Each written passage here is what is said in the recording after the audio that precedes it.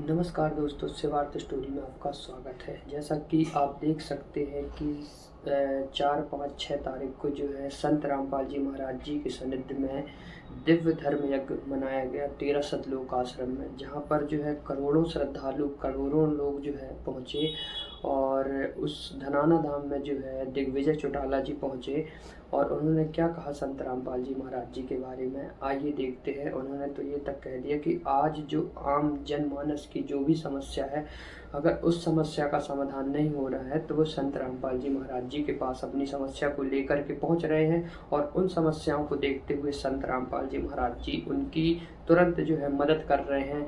जी हाँ, संत रामपाल जी महाराज जी जो विश्व के सबसे बड़े समाज सुधारक के रूप में जाने जाते हैं, जन कल्याण के रूप में जाने जाते हैं, समाज उत्थान के लिए जाने जाते हैं। तो आइए देखते हैं दिग्विजय चौटाला जी ने क्या कहा धनाना धाम पहुंच करके और वहां की व्यवस्थाओं को देख करके क्या कहा, आइए देखते हैं। जगत गुरु संत रामपाल जी महाराज ने जो एक मिशन छेड़ा हुआ है और ये जो समागम 3 दिन का होता है, इसके शुभ अवसर पर मुझे सतलोक आश्रम के इस भव्य प्रांगण में, इस पावन पवित्र भूमि धनाना गांव में सभी श्रद्धालुओं के साथ शामिल होने का अवसर आज मिल रहा है।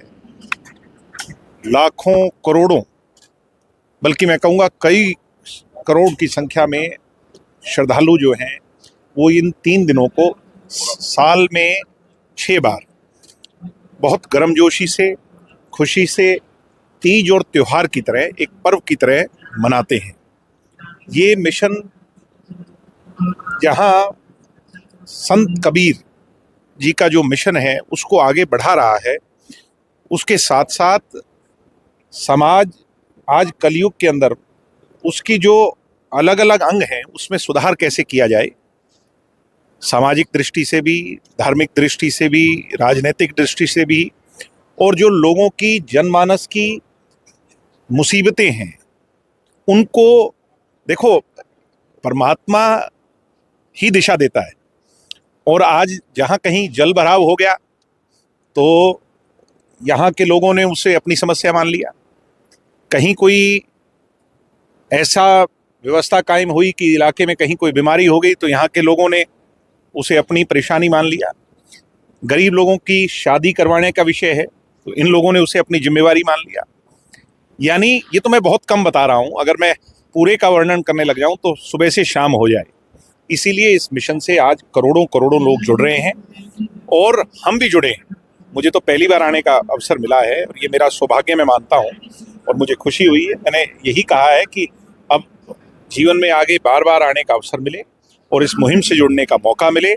और मेरी तहे दिल से शुभकामनाएं सारे प्रबंधक, जब तक, क्योंकि हमारे संत महाराज अभी हमारे बीच में शारीरिक तौर पर नहीं है तो पीछे उनके अनुयायियों ने उन्हीं का रूप लेकर के काम कर शुरू कर रखा है। तो जब तक वो दोबारा इस मुहिम को बाहर आकर के छेड़ेंगे तो तब तक इसको बहुत अच्छी तरह चलाइए और शुभकामनाएं।